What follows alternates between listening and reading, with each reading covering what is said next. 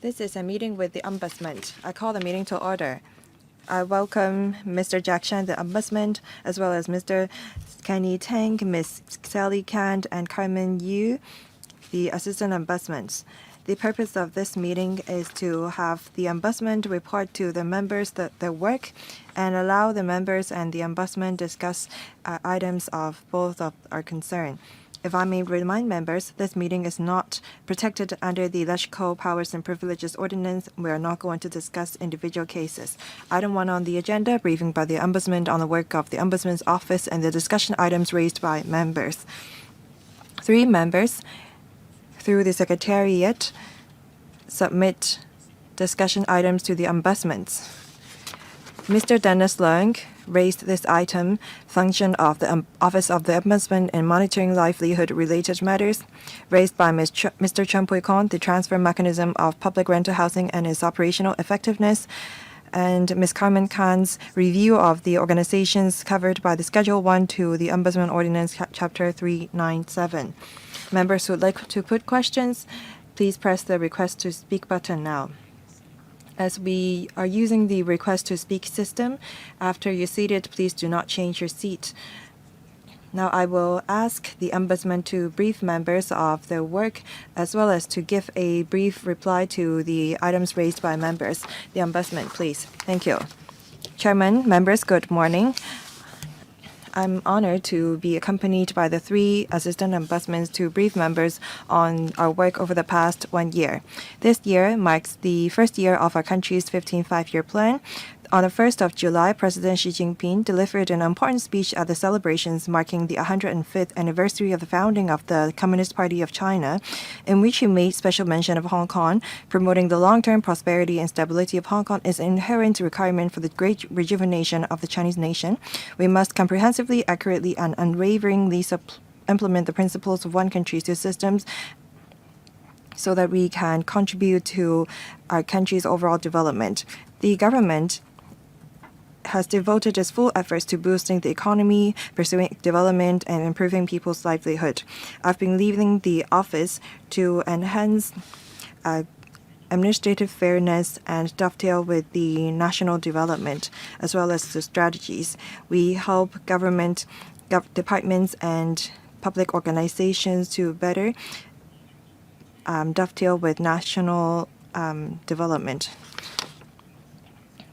Previously, we were in a passive role. Under my leadership, the office has progressively evolved into a proactive statutory body with foresight and capability to initiate systemic reforms. We now dedicate our efforts in not just proactive supervision, but also preventing maladministration at its source, thereby fostering good public governance. Since my assumption of office, I focused on 3 strategic focuses, namely enhancing mediation to resolve complaints, fostering interdepartmental collaboration, and cultivating a positive complaint culture. Over the past 2 years, we have achieved success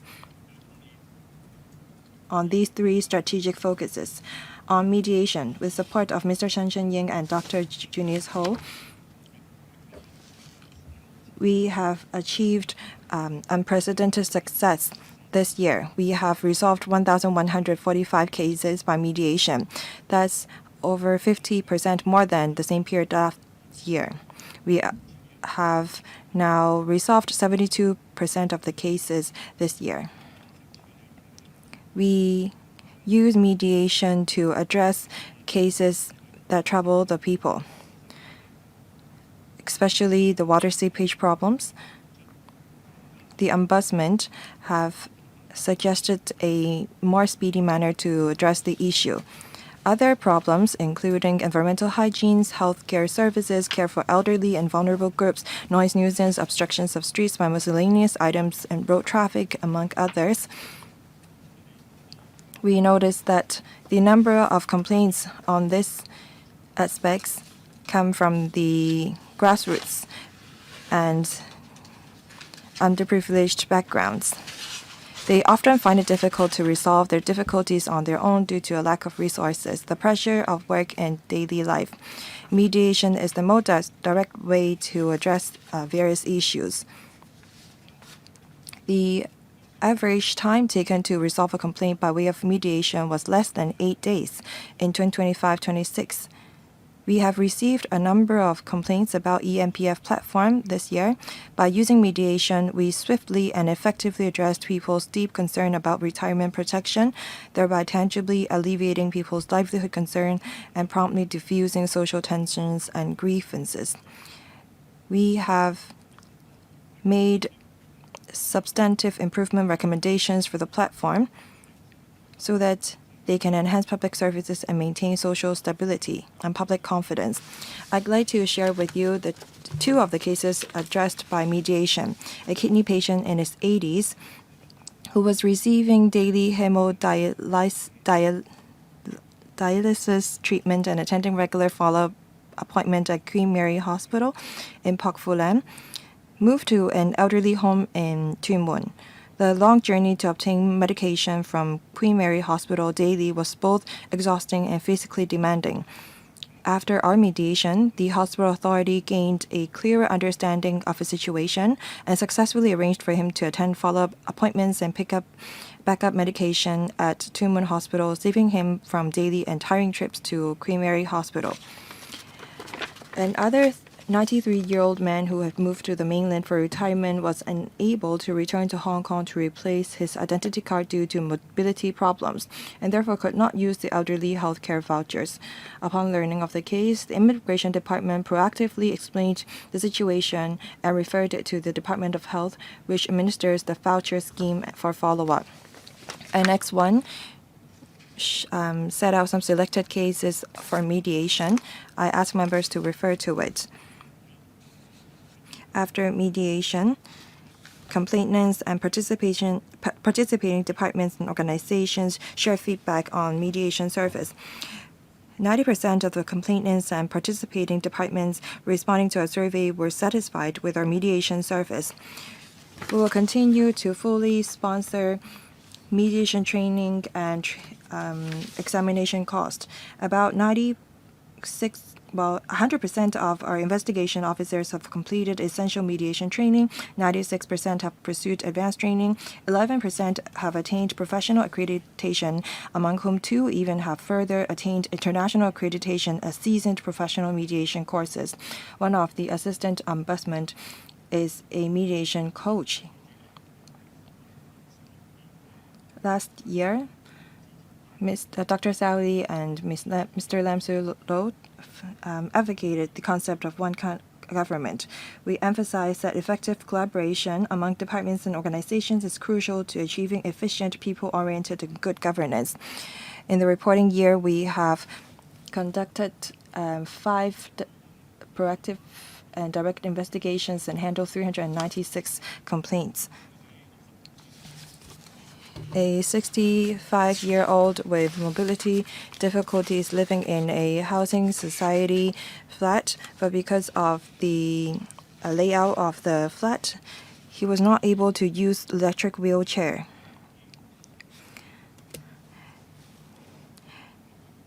However, flat alterations is needed. A purchase of electric wheelchair also costs money. So through our coordination mechanism, we liaised with the hospital authority and social welfare department. Eventually, the HA issued a medical certificate in support of its application to purchase an electric wheelchair and carry out flat alterations. SWD disbursed the subsidies, and Housing Society granted his request for flat alterations. Housing Society and SWD also kept in close communication to assist him with moving and refurbishing his new home. The complainant specially wrote to express gratitude and appreciation for mediation arrangements. There is another case about unlawful occupation of government land. Numerous facilities have been erected, such as table tennis tables, mahjong tables, so on and so forth, which have troubled the neighborhood. Following our intervention, the Land Department and Home Affairs Department, in conjunction with other departments, carried out multiple inspections and removed legal structures. I thank various departments and organizations for working with us in implementing the recommendations we proposed. Evidence shows that through interdepartmental collaboration, we can address issues of people concerned and enhance public administration. Please refer to other examples in the annex. We focus on promoting a positive complaint culture in the younger generation.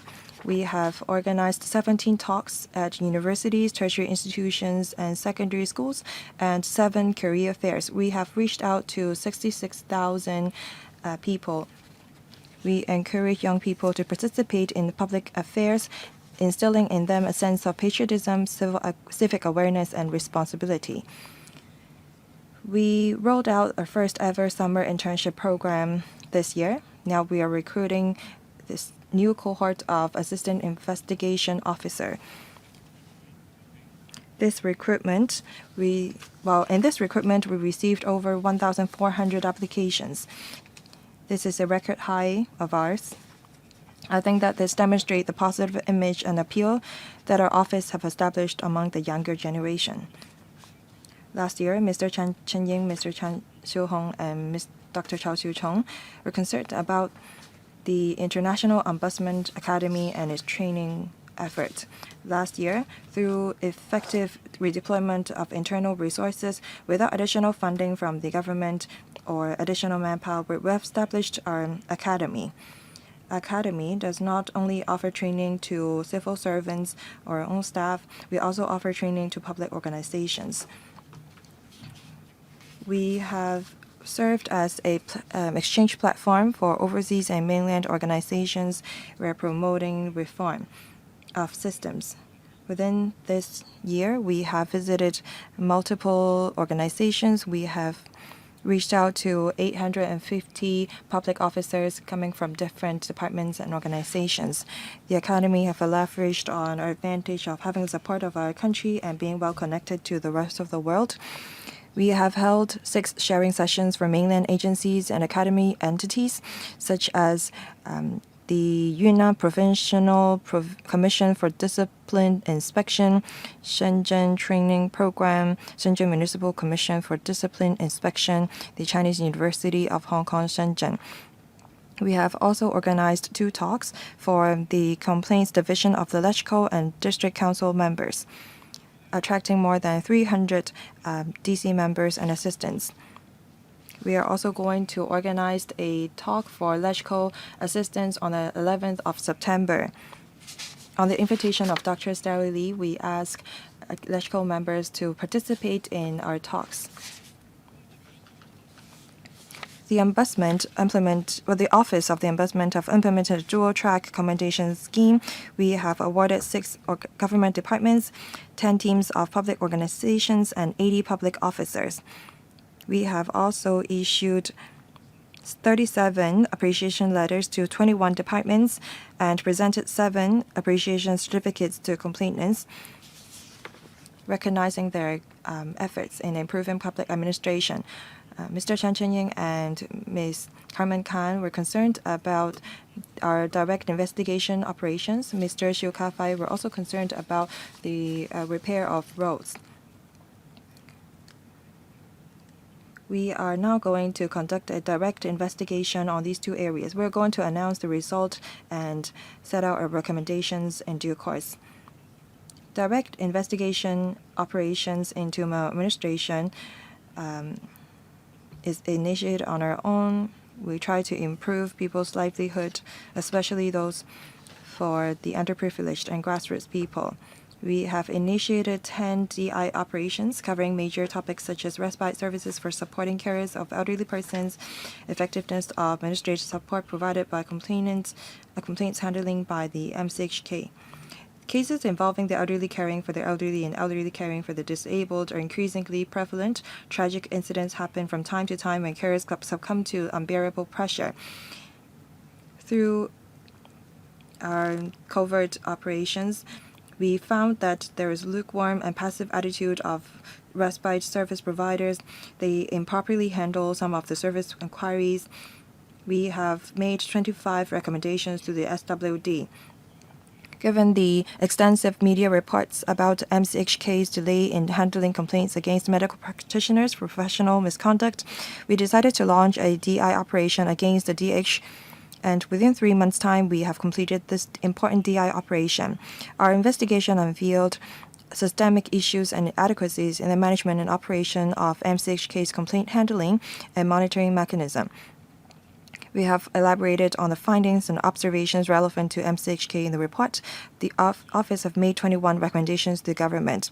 We thank the government for attaching great importance to the findings of the operation, and we're glad that the Health Bureau have initiated legislative procedures for medical registration amendment bill 2026.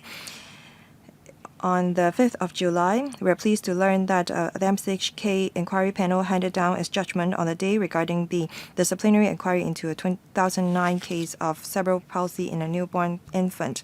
I think that shows that the office role is effective, and the government was proactive in addressing the issues and launching reform. I think that this is how we address deep-seated problems. About the government's work in combating cruelty to animals, the Ombudsman looked into the effectiveness of the work of the AFCD. The office thoroughly examined AFCD's procedures, guidelines, and other information. The office also made on-site inspections. Eventually, the office made 45 recommendations to the AFCD, hoping to further strengthen collaboration against animal cruelty. About the more complex and systematic issues, the office will conduct full investigations. The office concluded 46 cases by full investigation during the year, of which nearly 47% were unsubstantiated or partially unsubstantiated. Typical cases included complaints about unauthorized building works, water seepage, noise, nuisance, and environmental hygiene. For details, please refer to the relevant annex.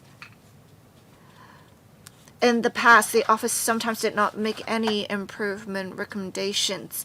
I found this to be less than ideal. We should make recommendations after concluding each case by full investigation. And Ms. Kamen Khan also raised some related concerns last year, and I am very glad to report now with the 573 recommendations made by the office, all of which were accepted by departments and organizations. Departments and organizations swiftly responded to the recommendations. On average, it took them 3 months to implement the recommendations. For recommendations of larger scale, it required around 10 to 11 months. Our recommendations are influential, taken seriously, and followed up assiduously by departments and organizations.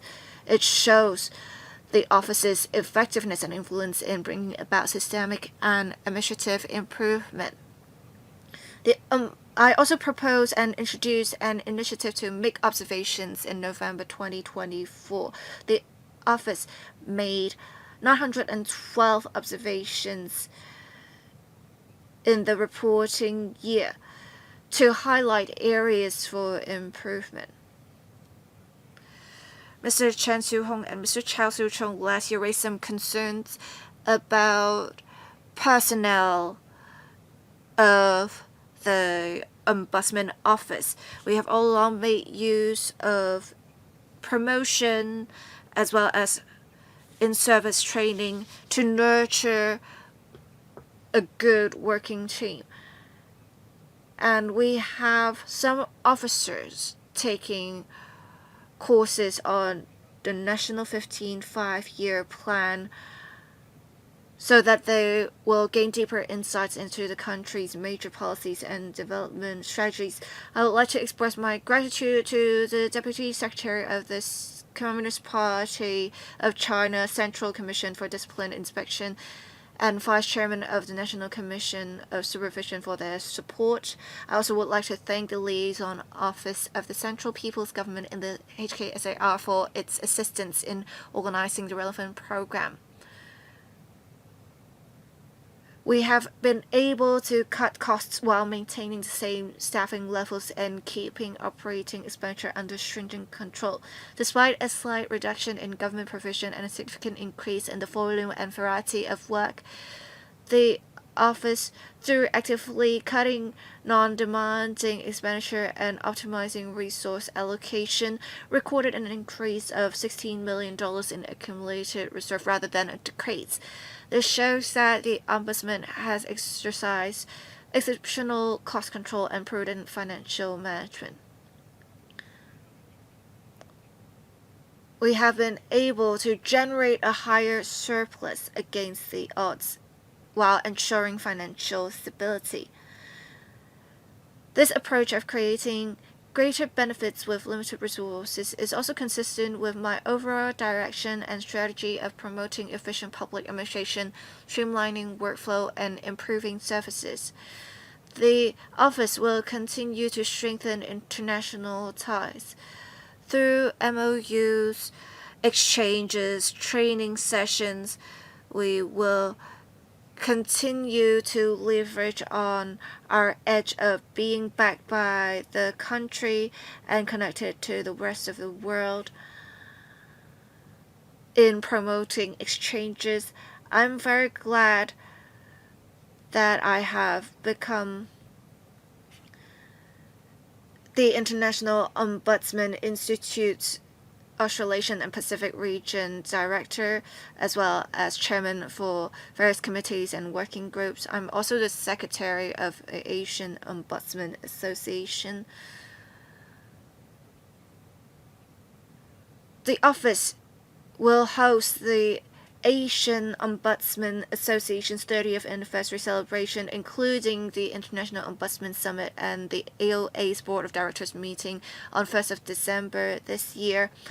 The office will lead a delegation of international ombudsmen and overseas guests on a tour of the LegCo on the morning of 2nd December.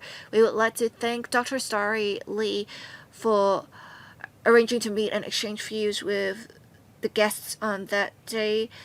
The office hopes that LegCo members will actively participate in the activities so that we can tell good stories of Hong Kong together.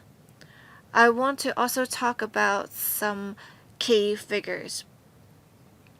The office received 8,134 inquiries and 5,167 complaints. We completed processing of 5,012 complaint cases.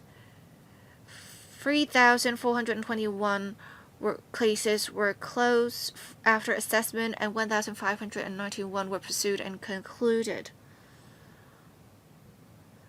We have far surpassed the indicators set for our performance. The office has remained steadfast in its independence, objectivity, and impartiality, acting without fear or favor to ensure that Hong Kong is served by a fair and efficient public administration. We want to continue to make a meaningful contribution in aligning with the country's national 15 five-year plan. That's it for my report, Chair. I have a written response included in the annex towards concerns raised by the three members. For any other questions raised by members, my team and I are more than willing to answer them. All right, I will first ask Mr. Dennis Leung, Mr. Chen Pui-kong, and Ms. Carmen Khan to speak, and then I will invite other members to raise questions or express their views. On top of the three members, we have other members who have pressed the request to speak button. I will read out the order in which members are going to speak. I'll assign 4-minute time limit. Mr. Dennis Leung, Mr. Chen Pui-kong, and Ms. Carmen Khan. After that, Ms. Christine Fong, Mr. Nick Chan, Mr. Andrew Lim, Ms. Chen Hoi Yan, Mr. Duncan Chiu, Mr. Hong Kim, and I will stop here for now. Mr. Dennis Leung. Thank you, Chair. On behalf of the FTU, I would like to express appreciation for the work of the Ombudsman. We could see with their work last year, they have far surpassed the indicators set. I'm very encouraged. I hope that the Ombudsman can continue its good work. There is great trust by the public in the Ombudsman, thinking that the Ombudsman can really help them resolve their problems. And indeed, that is the case.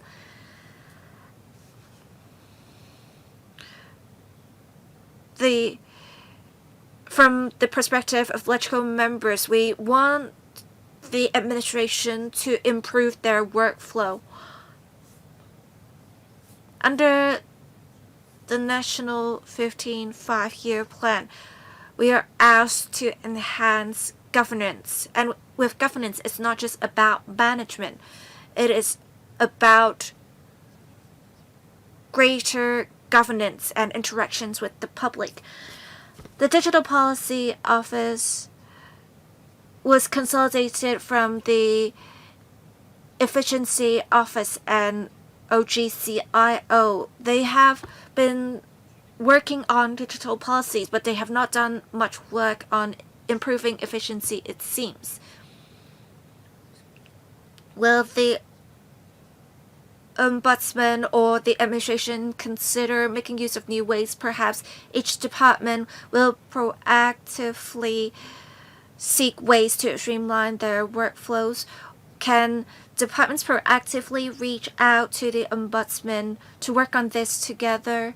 How can we enhance governance efficiency further? Ombudsman, thank you. Chair, thank you for your support and your comments, member. Your questions are very much valid. I think you made a very good suggestion. We can perhaps have some pilot arrangements to have departments proactively reach out to the Ombudsman's office to look at their workflow.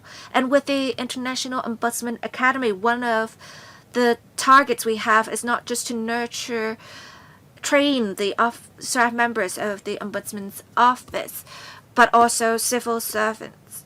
And we hope that with some training internally, civil servants can help streamline and upgrade their workflows. We have some officers designated in different departments to be in contact with the Ombudsman office to really convey our views to the departments. The member's suggestion is very good. As I said, perhaps direct investigations can also be launched by the departments themselves, not just the Ombudsman. About what the members said, we have great trust of the public. Indeed, it is very encouraging, and it shows the public thinks we can help them resolve their issues. And from the figures, in 2024-25, we have received new complaints of 4,402. Last year, it went up to 5,167. It's a significant increase. And for this year, we have an even greater surge. For the first 3 months, we have already had 1,710 complaints. At the end of this year, with this pace, we'll have 6,840 complaints. I believe it is with the public's trust, and they think we can help them that they lodge complaints with us. We have 1,145 cases where we have the cases resolved through mediation. So basically, we have solved problems for 1,145 households. As I said earlier, we have also received over 1,400 applications for our latest recruitment, many of them university students. So it shows the Ombudsman being attractive to them. Thank you, Mr. Chen Pui-kong. Thank you, Chairman. I've heard the Ombudsman's presentation. They have resolved complaints by way of mediation. They are promoting a positive complaint culture and encouraging interdepartmental collaboration. I recognize the efforts of the office. I'd like to follow on my question. This term of the government have been striving to improve the living environment of the grassroots people. I am concerned about the territory-wide overcrowding relief transfer exercise and the living space improvement transfer scheme. I hope that these schemes and exercise can be improved with the assistance of the Ombudsman. The government has given us some figures. In 2023-24, 25-26, there are 17,000 applicants per year for these exercising program. We're talking about eligible applicants, but the number of applications received were only 2,800. For those who succeeded, it amounted to about 1,000. I know that we have to help those living in high density first.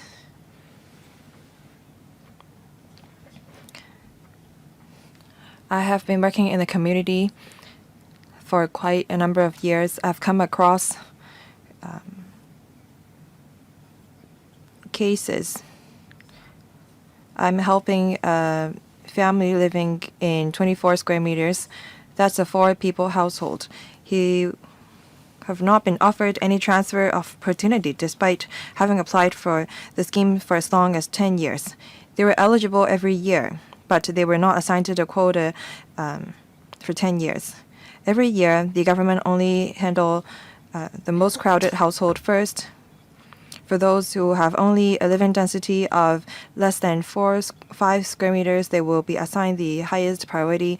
But this family that I've been helping, their per capita living space is about 6 square meters.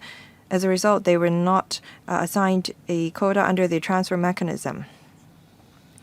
This dealt with a heavy blow to this family. When the children are younger, it's okay for 4 people to live in a 24 square meter house.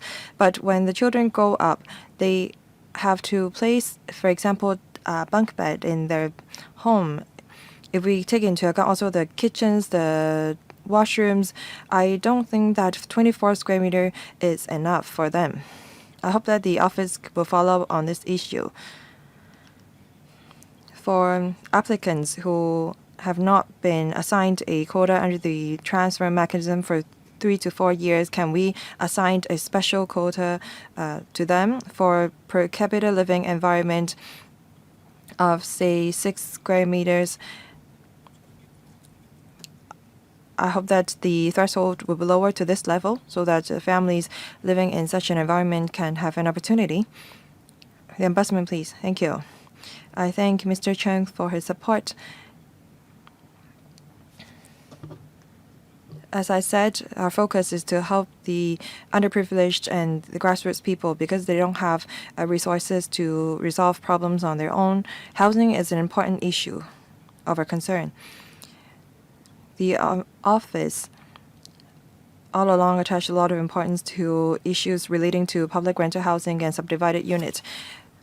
Regarding our direct investigation operations, we have carried out a few about these, such as abuse of PRH and the recovery of PRH for quick allocation. We have also addressed issues such as water dripping and illegal parking in public rental housing estates. I feel sorry about the case named by the member. Let me quickly go over a case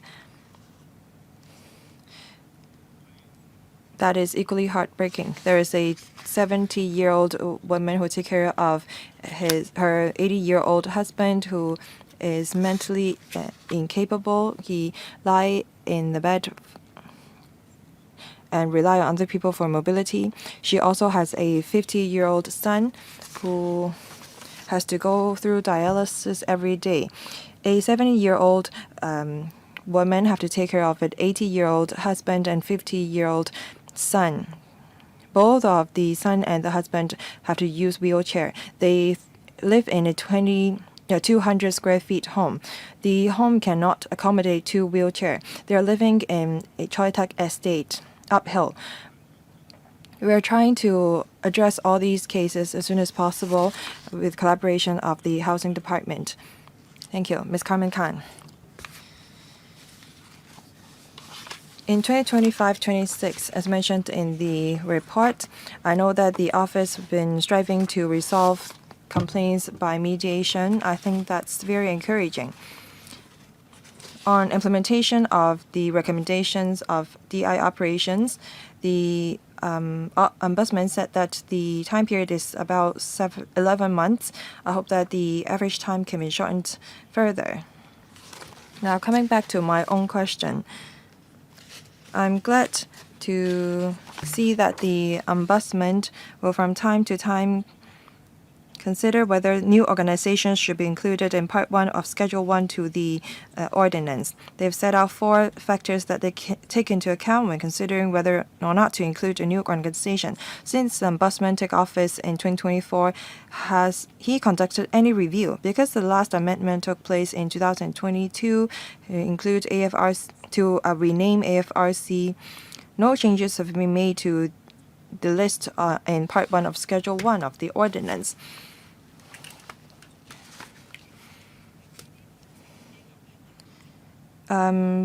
Organizations in the list on Part 1 does not necessarily have to be government department.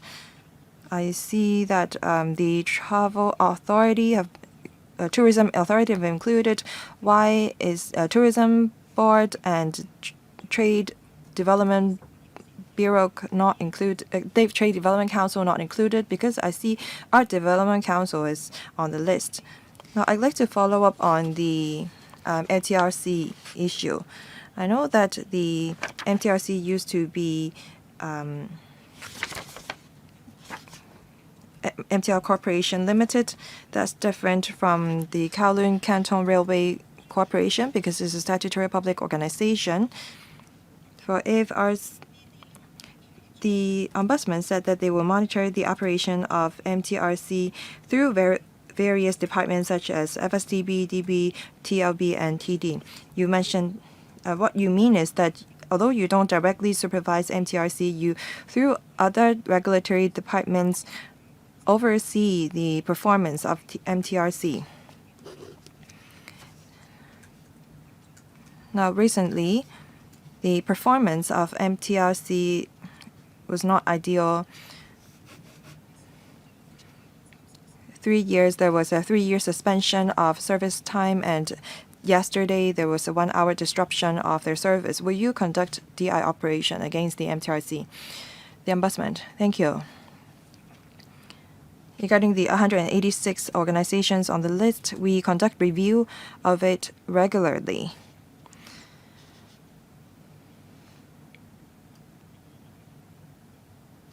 We gladly accept the government's proposals as to which new organization we should include.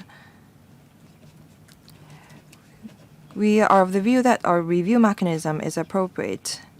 Our colleagues handle livelihood economic related issues.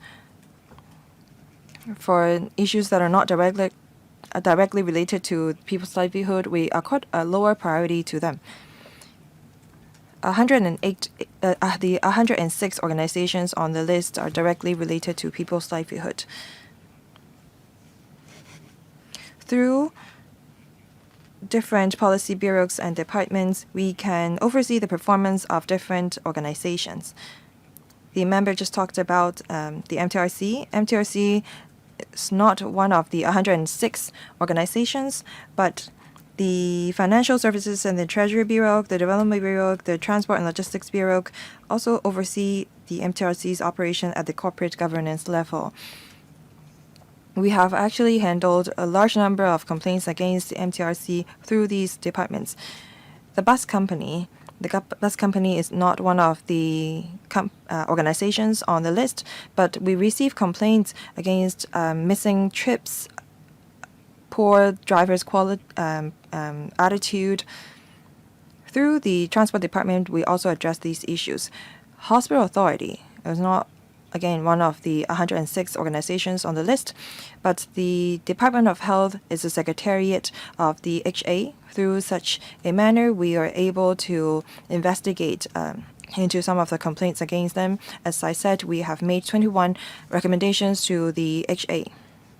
They also accepted them. There are many different ways for us to initiate investigations into different departments and organizations. Ms. Christine Fong. Thank you, Chairman. I thank the Office and the Ombudsman for proactively investigating into the public administration of different departments. For responsibility of slope maintenance, I see that the buildings department have adopted some of the recommendations and made improvement. There is combat on animal cruelty. In Annex 2, there are mention of cases such as illegal littering in beaches and the illegal occupation of government land. All these are long-standing issues. And after the intervention of the office, many different departments work together to address the issues. I'm of the view that some government departments are rather passive. Apart from making recommendations, is there any mechanism for the Ombudsman Office to make administrative proposals to the CSB or the Chief Secretary for Administration so that we can enhance the public accountability of civil servants? Second, I see that the office is going to look into skip issues. In Cheung Kwan O Industrial Estate, many skips are occupied the roadside. After complaints, these skips will be collected by their operators, but in a few days, these skips come back.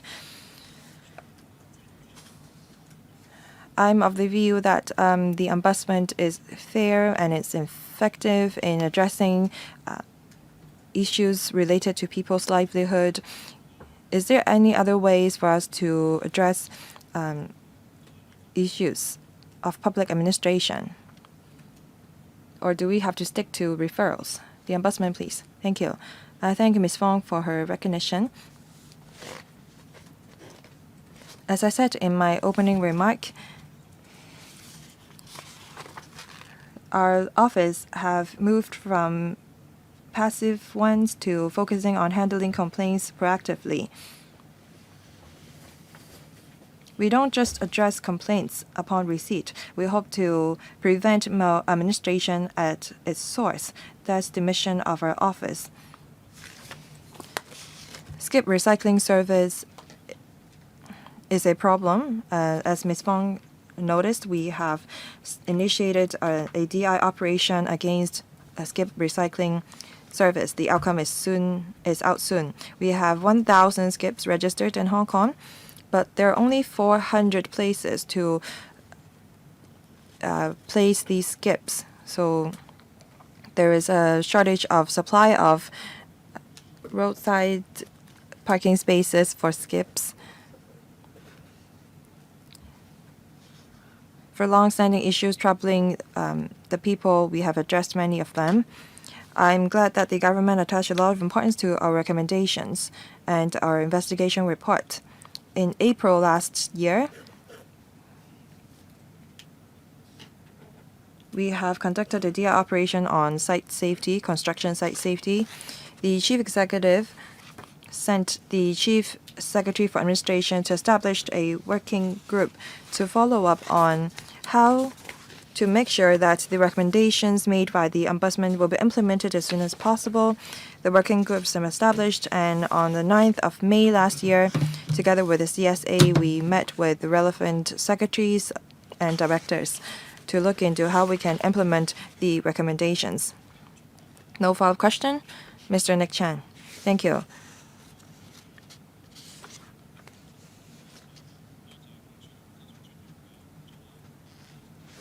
I thank the Ombudsman for his work. In the PowerPoint presentation, the Ombudsman talked about a mediation service. In page 4 of the PowerPoint slide, it is mentioned that 6 of your colleagues, that is 6 out of 54 of your colleagues, have obtained professional accreditation, and some have even obtained international accreditation as seasoned professional mediation coaches.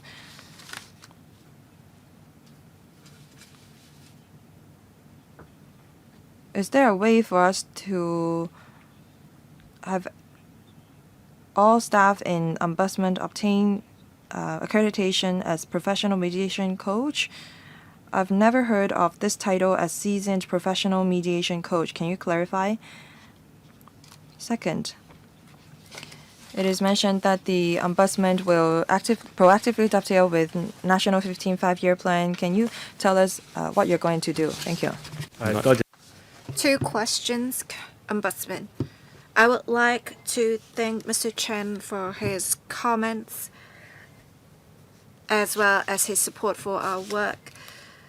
We have all investigation officers taking mediation courses, and 96% of them have pursued advanced training. What is advanced training?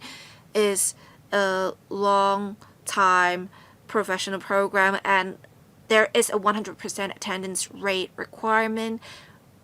They would have to take examinations. So 96% of our officers have pursued such advanced training. We have 6 officers attaining professional accreditation. Basically, such accreditation is just like a solicitor or a doctor. It is a professional accreditation. And we have seasoned professional mediation coaches. They have the qualification to teach other professionals. And in fact, Ms. Carmen Yu is one of them here. We are actively promoting mediation services, so we are encouraging, fully supporting our officers to undertake relevant training. We fully subsidize their course fees. I think this is beneficial to the Ombudsman Office as well as to society in general. I also consider mediation performance and outcomes to be a key criterion for promotion and contract renewal of investigation officers, so we believe there will be a greater number of officers taking relevant training. Mediation is not easy. It takes multiple calls, multiple meetings to complete relevant work. And as I said earlier, we had 1,145 cases resolved through mediation. And under the National 15 5-year plan, we are asked to enhance governance. We consider such initiative to be part of it.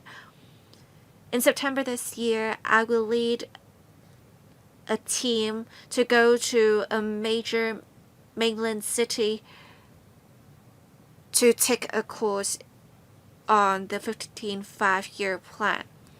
This is part of our strategy to align with the plan. Thank you. Next, Mr. Andrew Lam. Thank you, Chair. I thank the Ombudsman for working hard and carefully listening to our views. I still have some concerns about problems arising from issues in interdepartmental collaboration, and I note in the report the Ombudsman's office has dealt with many such issues. With different departments work, it's not that they have done something wrong in their work specific to the portfolio of the departments, but there's a lack of coordination. I want to talk about the problem of property that does not have an owner. Probably the owner passed away or the company has undergone liquidation. The property that does not have an owner, with the lack of coordination and collaboration among departments, the departments can't really deal with such properties. And in fact, it's not just properties, it's assets in general. It would involve, say, bank account balances. This has raised some concerns. there have been media reports, and with the Bonaventure properties, there were reports where the properties were eventually defrauded or caused an impact to neighboring residents. So my question is, with these circumstances, with the Ombudsman's investigations, how can we proactively identify such issues?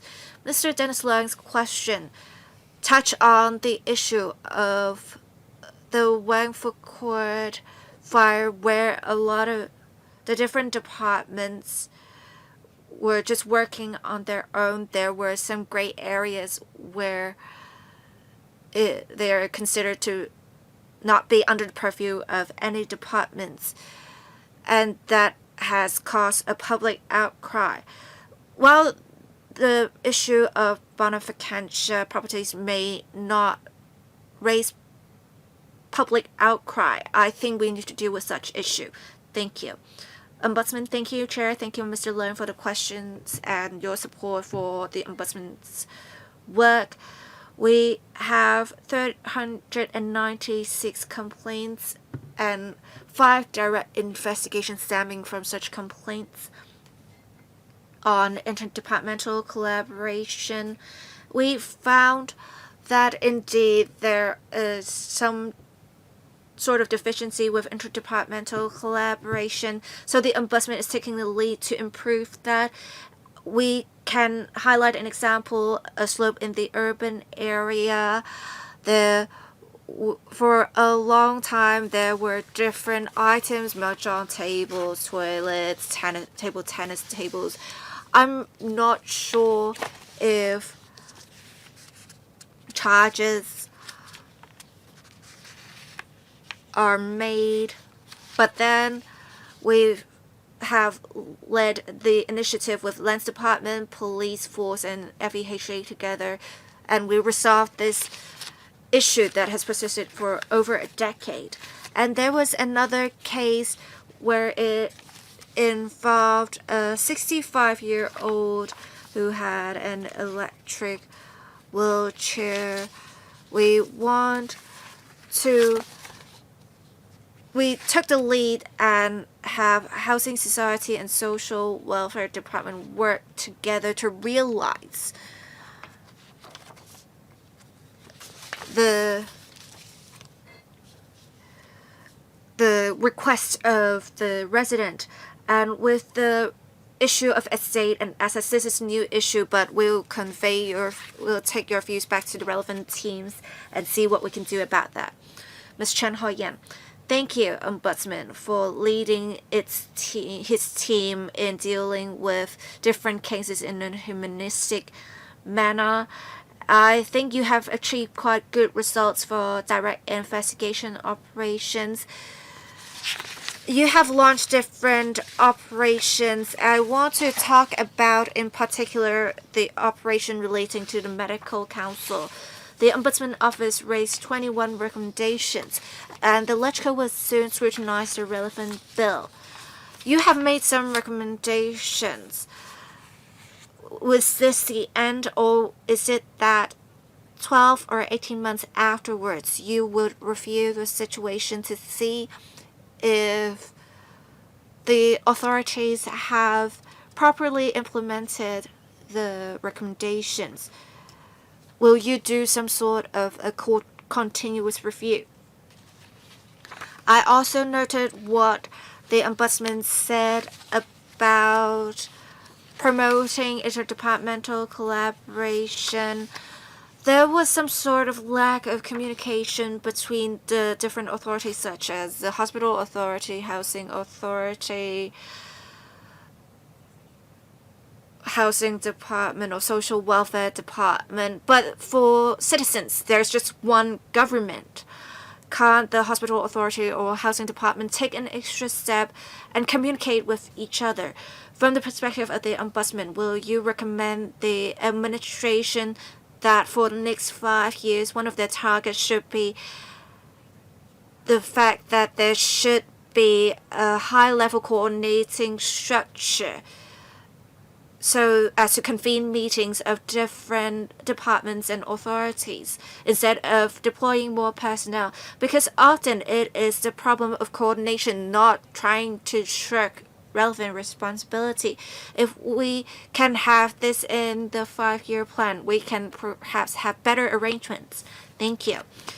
2 questions, Ombudsman. Thank you, Chair. Thank you, Ms. Chan, for your questions and support. We do believe communication and coordination to be important part of good governance.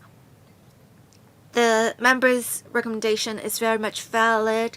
I believe the government is currently conducting consultations for the city's 5-year plan.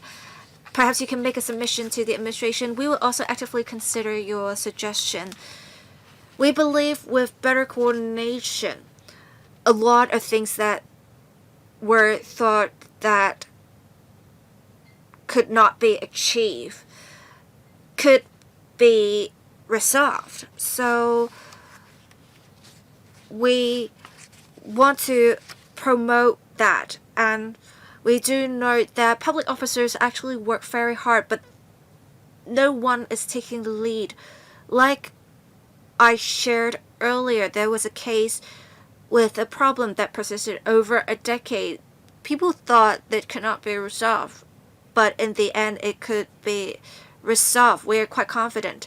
Well, the Ombudsman has not answered the question on follow-up after making recommendations. Right. Well, as I said earlier, we would follow up on the cases, and that's why we know that with this smaller scale recommendations, it would take 3 months to implement. For those of larger scale, it would take less than 11 months to complete. We could see that departments have been quite proactive. After we issued a report and the recommendations were accepted by the departments, we would follow up on them. We also asked for reports to be made in relation to the implementation of recommendations. After my colleagues have prepared the report, I would sign off on the report.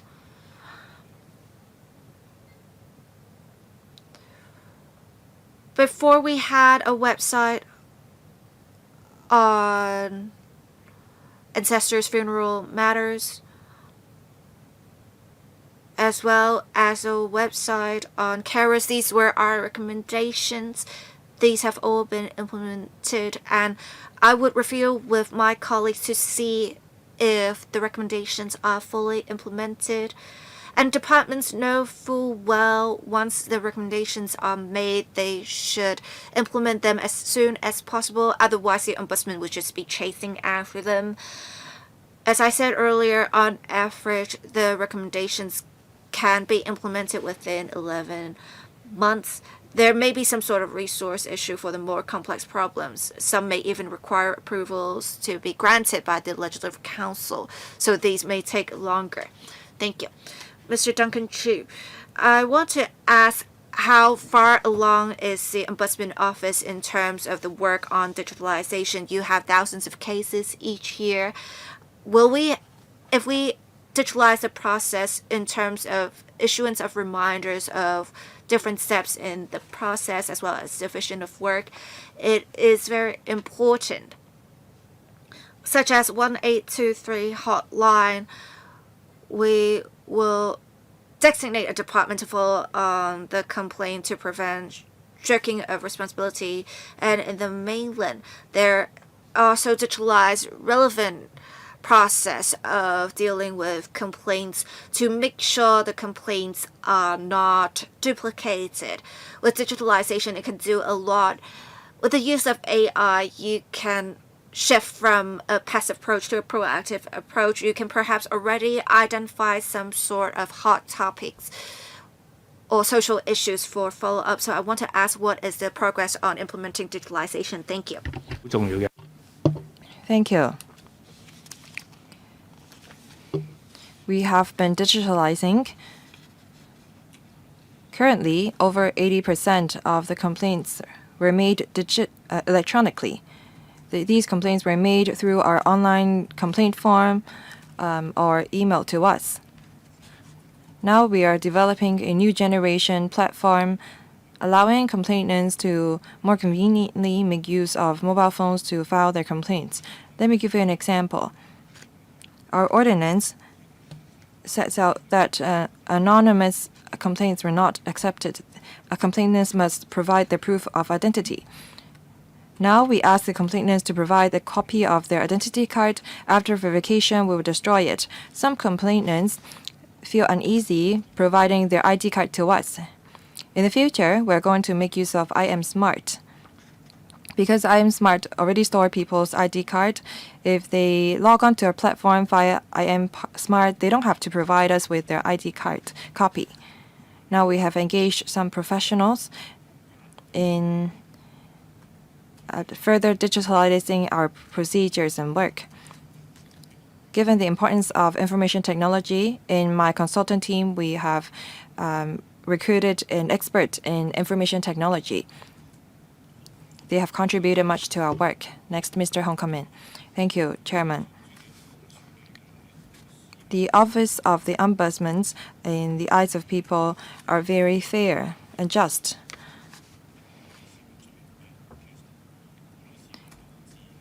The Office of Ombudsman also serves as a deterrent to government departments in maladministration.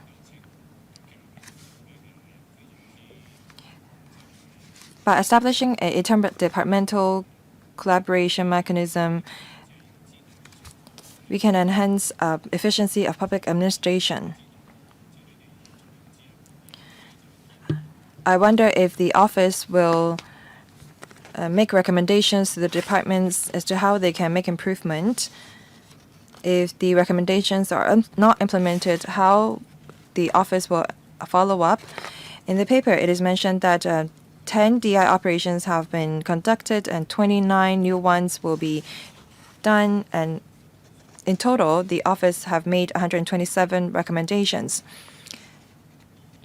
SMEs employers have been facing problems with the eMPF platform. I know that the office have carried out many rounds of mediations. I wonder if the office will launch a DI operation against the eMPF platform.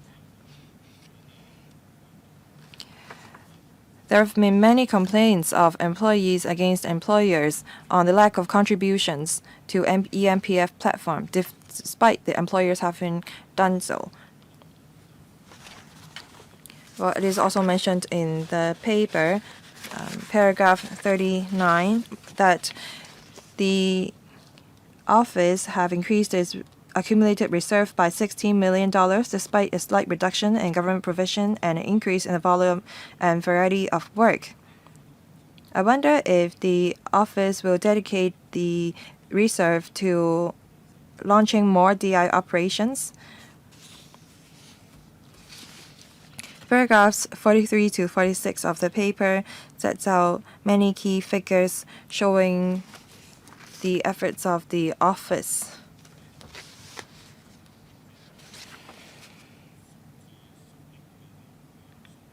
The average time of implementation of recommendations is about 10 to 11 months. I wonder if there's been any delay. If yes, what is the longest delay? 4 questions. The Ombudsman, please. Thank you. Now, on the interdepartmental collaboration, we have established a number of mechanisms. The year before the last, on the illegal occupation of government land, we have conducted a DI operation. 2 departments were involved, the Lands Department and the Planning Department. Our investigation found that there is unclear division of duties. If there's illegal occupation of government land, then of course the lands department is responsible. But for illegal use of private land, that is changing the use of a land from, say, farmland to industrial purposes, then the planning department need to be responsible. But there are some lands that are partly private and partly public. We need then two government departments to work together. Now we already have a mechanism to address such cases. Our assistant directors of these departments will have to now chair an interdepartmental meeting to address these issues. We have actually made many recommendations for the establishment of mechanisms. The member is right. We need to regularize interdepartmental handling mechanism. For DI operations, well, actually last year we have conducted 10 DI operations and made 280 recommendations. Regarding the EMPF platform issue that you mentioned, we attach a lot of importance to it because that's about retirement protection of the people. After receiving complaints, we often resolve them through mediation. Many of them are about misunderstanding, and some of them is about the system. The EMPF platform has made many improvements to resolve these disputes. On this topic of EMPF, we have conducted 7 full investigations. We are going to make an announcement in due course. As for the money that we've saved, I think the support of our colleagues, because despite the reduction in government provision, we're able to save. Well, we already have now like $60 million in a reserve. We have saved 9.8% of money, despite the increase in the volume of our work. We are now recruiting investigators. As I said, for our recruitment this year, we received over 1,400 applications. We are going to hire less than 10 assistant investigators. That's 100 people fighting for one position. That's a similar scale of administrative officer of the government. I think that this shows that our office is very attractive. We're going to conduct more DI operations this year because I know that the members of the public and the LEUNG support our work. When we have enough manpower, when we have identified issues of concern, we're going to conduct DI operation. What about the last question of serious delay? In 2 years, well, usually our recommendations can be implemented within 2 years. For legislative amendments, it may take longer time. A few years ago, we made recommendations of illegal abandonment of vehicles.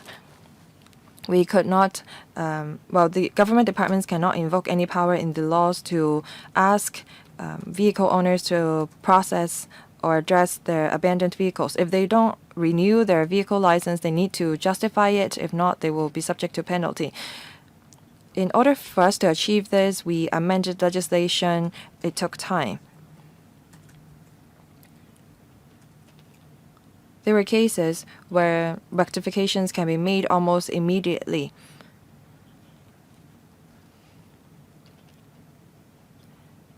The problem we face is that before a report is out, the government departments already implemented all the recommendations.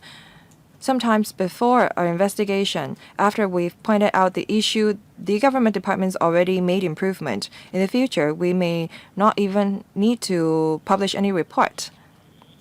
Well, I think that's a good problem.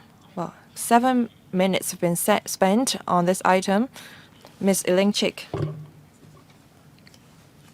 Thank you, the office, for their efforts. The office is well recognized by the people, especially the DI operations. Now, you're going to increase to 3 teams of investigators. Now, on screening DI operation topics, I wonder what is the criteria. I wonder how the office decide on which topic to investigate into.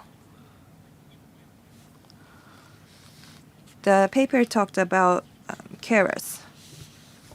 I am glad that the office have initiated investigation into the subject and 25 recommendations have been made.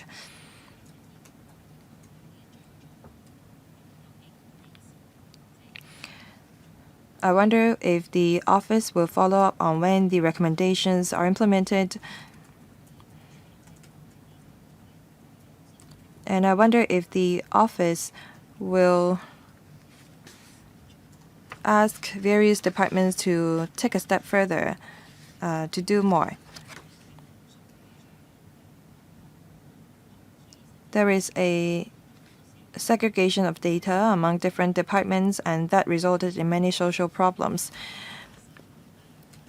Will you ask, for example, the HA to share data of carers to SWD or the housing department when they identify elderly singleton or doubleton? Should we ask them to share data to SWD so that there can be a more flexible sharing of data among departments? This is such that SWD does not have to spare so much resources to uncover such cases. The Ombudsman, please. Thank you. Now on DI operation, after I assumed office, I have launched a large-scale structural reform and adjustment. First of all, I have streamlined the 3-tier directorate levels to 2-tier.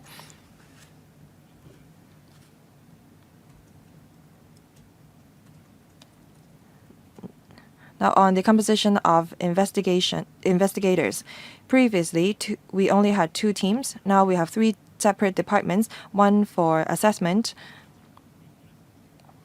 second complainants, and third DI investigations, and the other regular investigations.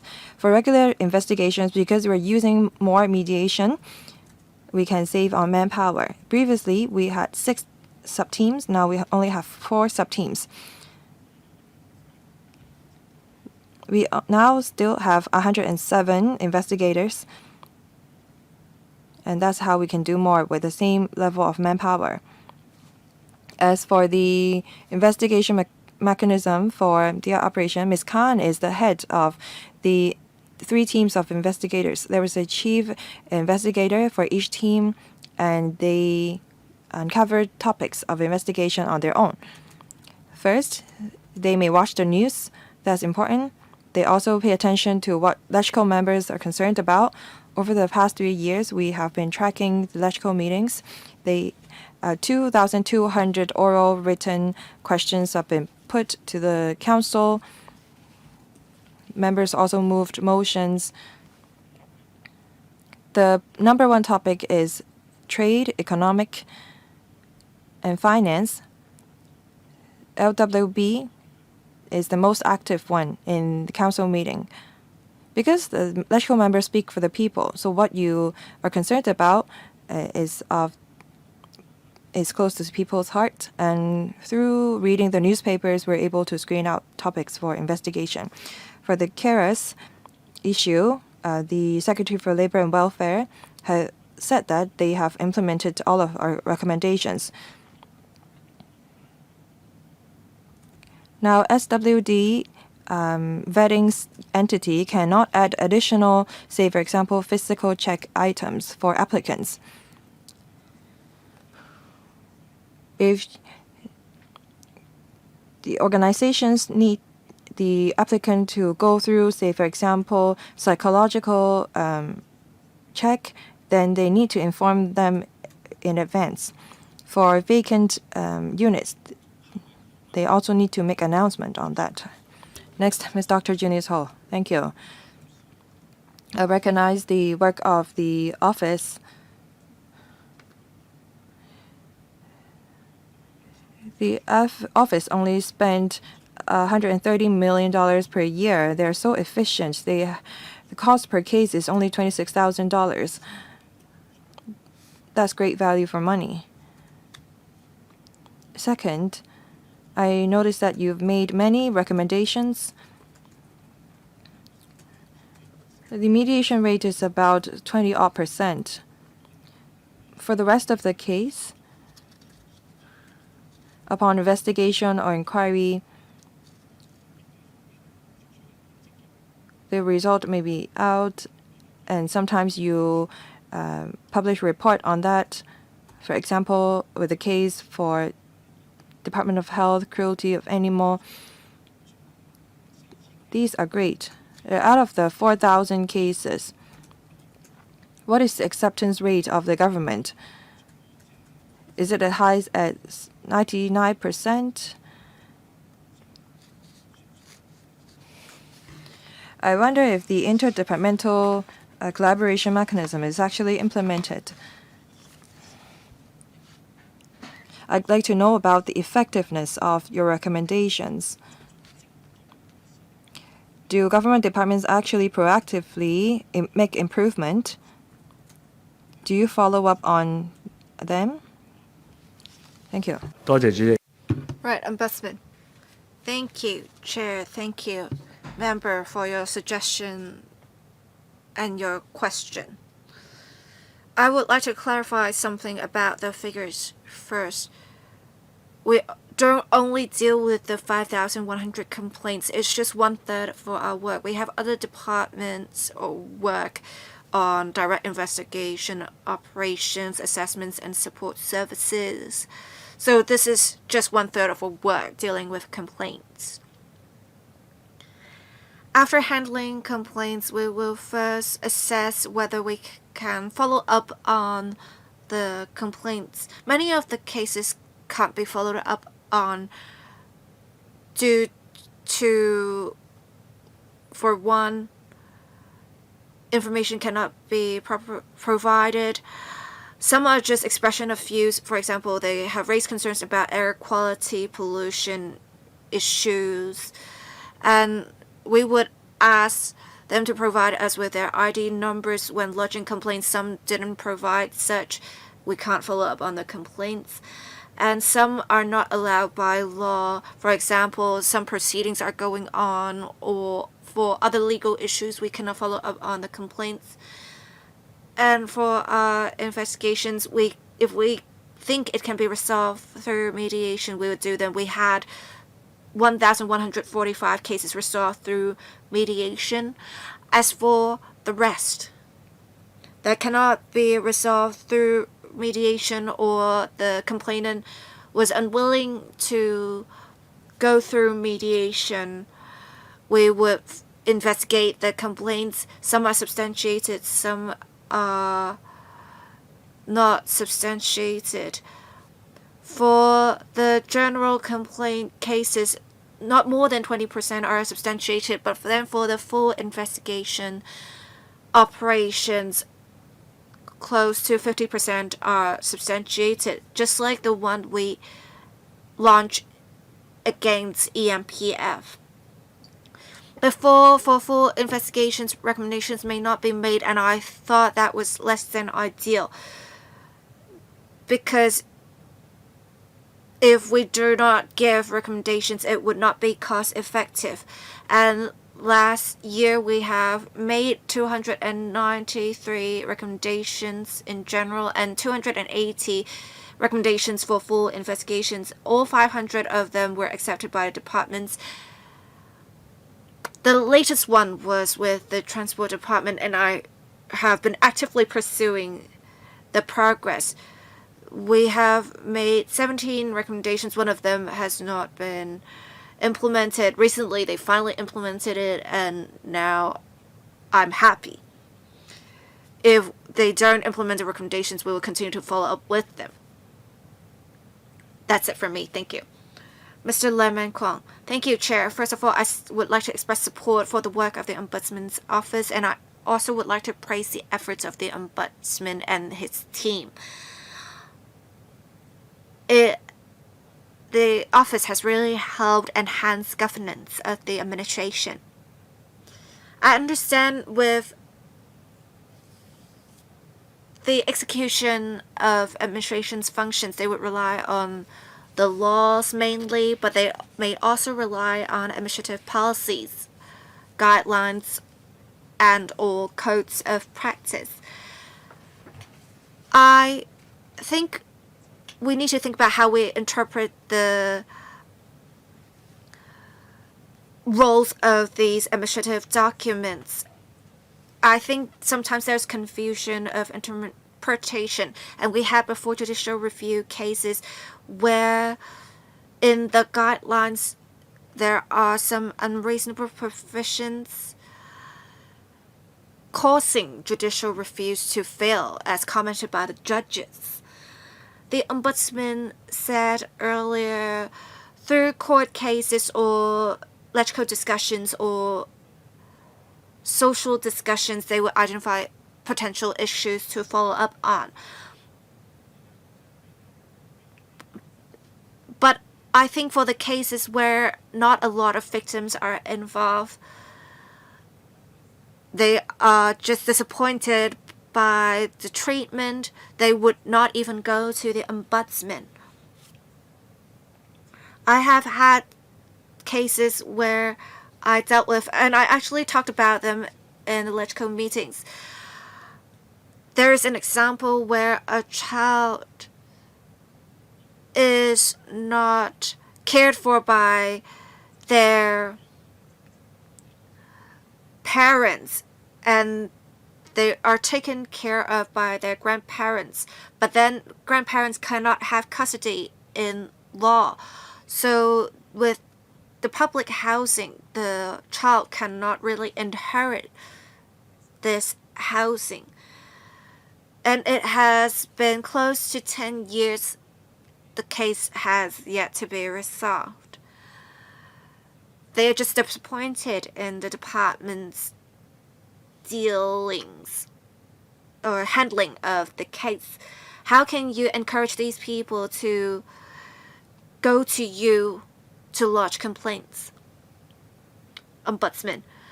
There are different channels for citizens to lodge complaints with us, and as I said earlier, citizens greatly support our work. As I said earlier, the complaint figures has surged from 4,000 odd in 2024, 5,000 odd in 2025. I believe we will have 6,800 odd cases this year. This is thanks to publicity through different channels, such as through LegCo members and their assistants. We will also hold seminars. We have held seminars for LegCo and District Council staff members. We will soon hold another seminar on 11th of September for LegCo members' assistants. The Ombudsman does not take part in policy making. This is the government's decision. There is high-level coordination with the. We do scrutinize administrative arrangements and documents, and recently a full investigation is about the hospital authorities' rental of wheelchairs and other support aids. We believe the guidelines are, or the arrangements are too strict. They ask for invoices to be produced, but then there's really no such need. They should only require proof that the wheelchair, for example, is not damaged. Why do they need the original invoice? And having made amendments, it would make things more convenient for people. And say elderly persons, they have paid $1,000 or $2,000 in terms of deposit. If they lost it, they would just lose the $1,000 or $2,000. It is unreasonable. Thank you. Ms. Kok-Fu-Young, thank you, Chair. I would like to thank the Ombudsman and his team for their detailed presentation. I especially would like to praise the achievements of the Ombudsman in 2025-2026. 1,145 cases were resolved through mediation in quite a short time frame too, within 8 days. It really shows Hong Kong's edge in being a mediation capital. But I would like to raise two concerns conveyed to me by citizens earlier to the Ombudsman. As the Ombudsman said, we have more cases resolved through mediation, and there are quite a number of successful cases. But then we only have dropping from 1,060 cases to 400 odd cases resolved through traditional ways. So we have some increase in the figures for cases resolved through mediation and a decrease in the remaining ones. But from a citizen's perspective, it may be considered hard for the general public to understand for cases resolved through mediation what kind of improvements there are in terms of administrative arrangements. If mediation is not successful, will the case start all over? This is my question on the process. I also heard citizens ask about the performance distribution curve issue for civil servants. Will that impact the Ombudsman's investigation work?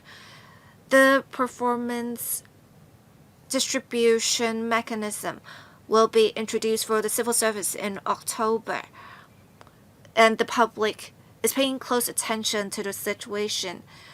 Would that in future increase difficulty of investigations for the Ombudsman?